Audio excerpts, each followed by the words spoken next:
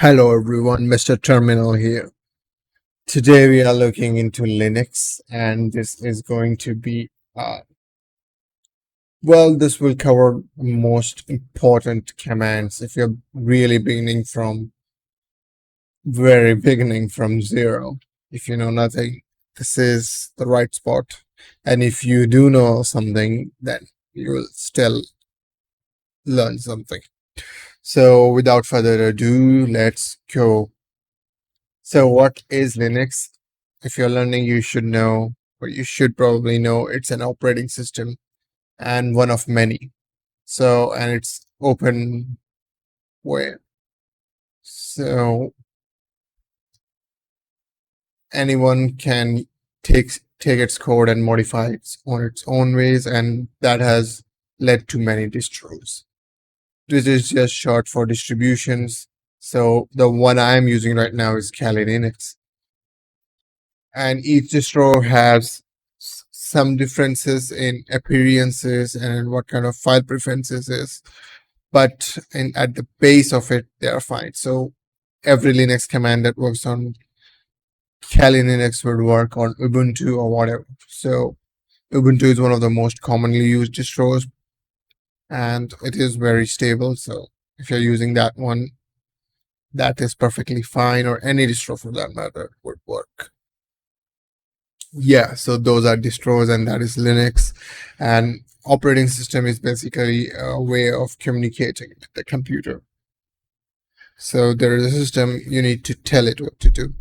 And the way we tell it is in Linux is you are used to cursor and keyboards and all that normal language, but computer understands commands. In the background of me clicking this home folder, there is actually a command running in the background. And that's what we are going to do. We are going to learn how to talk to computer using commands. And firstly, we do that on a terminal. Terminal is a way where we enter the command, right? So this is my terminal right here.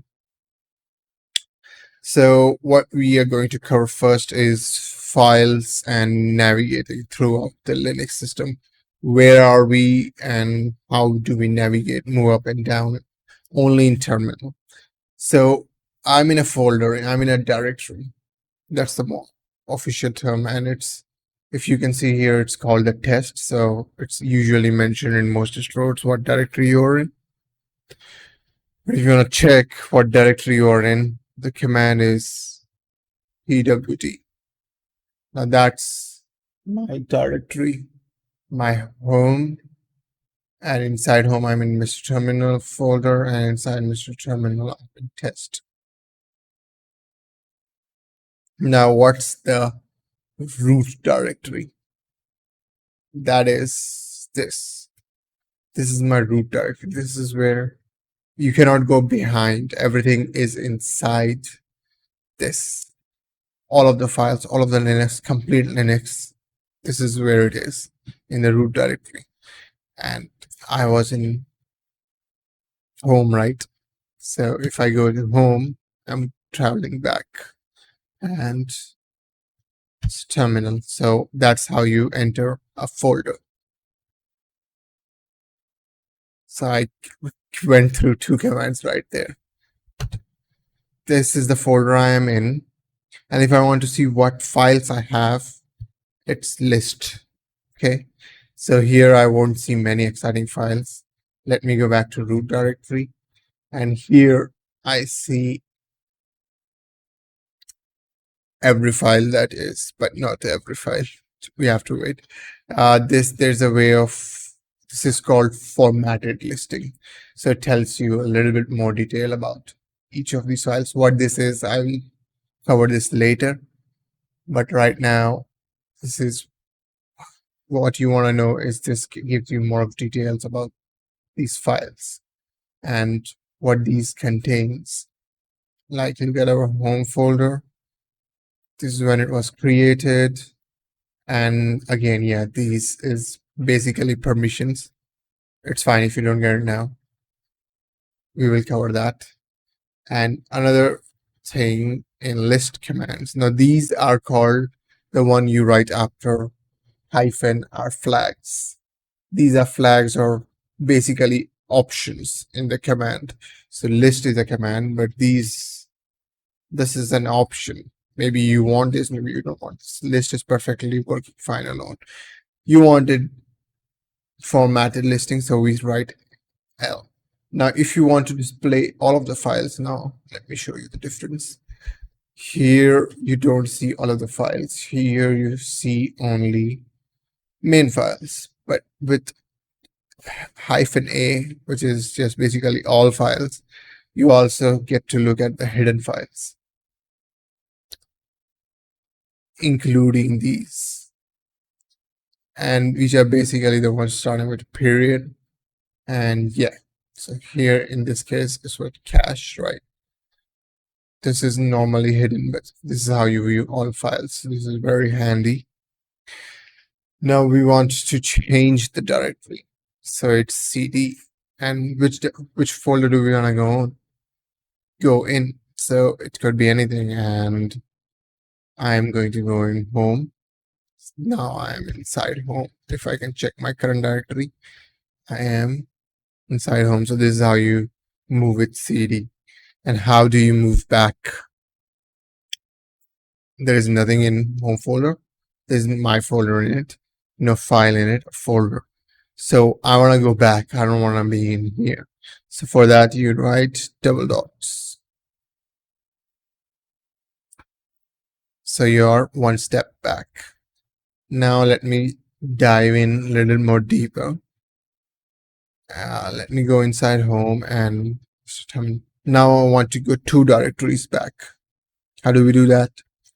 You go, hey, I want to go 1 directory back / 1 more directory back. So where will I be now? Back at my root directory.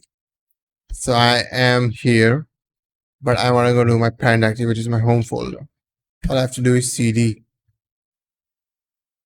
and I will be back in my home folder.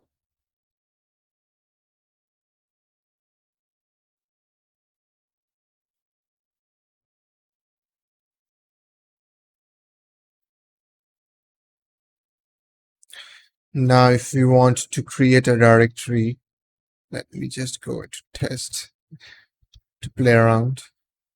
There is a command called make directory and the name of the directory, new directory. And you would have a folder in which you can, of course, cd into. It's empty, of course.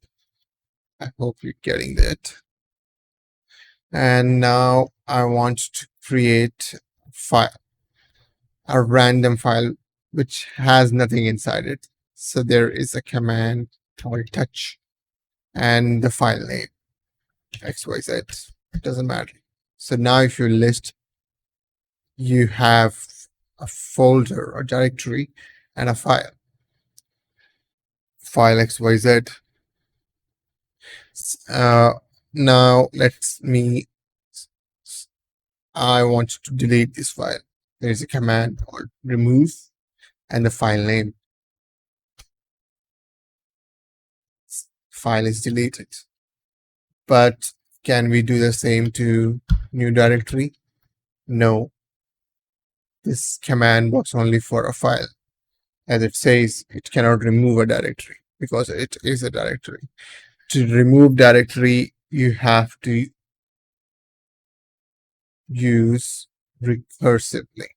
What this basically means is it will recursively delete all of the files inside the directory. That basically means deleting the entire directory. So that, of course, that's not my directory name. It's new directory, right? So now if you check, it's gone. Now, sometimes you just want to clear the directory without recursively asking you. Let me just show it to you. New directory, let me create it again, and cd new directory. Sometimes files, I want to create 2 files. So if now I go for remove new directory, it's gone, right? but sometimes these files are persistent, those were empty files, and they keep prompting you that they don't want to be deleted or it cannot be deleted for any XYZ reason. Sometimes it happens that it does not allow you to delete. So in that case, you use RF and your directory name. So it works the same. Just do RF. So in that case, that will not happen. It will forcefully delete this directory that you intend to delete. Now we want to see some file operations. So yeah, one of the basic commands before file operation is echo. It's just basically tells you, oh, there is one in this history. Whatever you echo, whatever you say, it's just going to print it. That's all its function is. It just prints whatever you echo, right? So one of the handy things we can do with echo is if we have two files, I just created two empty files. Now we want to view these files, what these files have, right?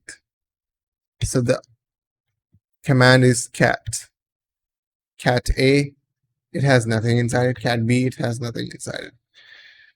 So there, of course, you can use editors, but right now I'm not touching editor right now.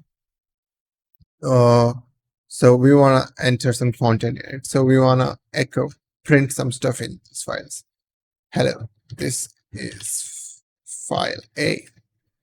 And next, what you're going to do is point it to A. So keep echo this into the A. So that's how you do it. Now, if you see what A has, you will see what you echoed. So let's do the same to B. And we're going to say that's 5. So if you cat B now, you will see what you echoed, what we echoed, right? Yeah, so this is how you view the file. And one more thing we want to learn is copy. How to copy file A into some new file, C, right? So what will that do? That will create everything, and that will copy everything that's in A in C. Let's just see if C does exist. Now it exists, right? Now we want to see what C has. Hello, this is file A. So that's how it works, how copying works. But what happens when if I do copy A to B?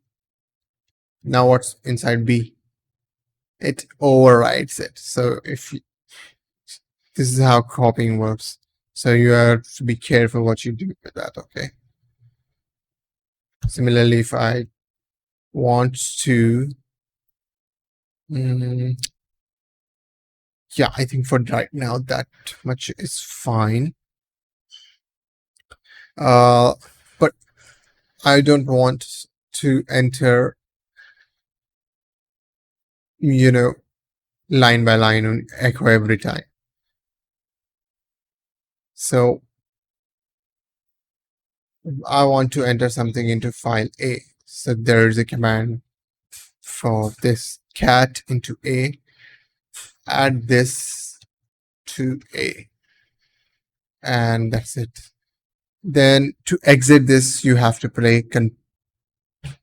press Control C. So now if we look at A, it has overwritten what it was, what existed before. But what if we don't want to overwrite it? In that case, you use double greater than signs. We want to cat into A. We are adding this instead of replacing.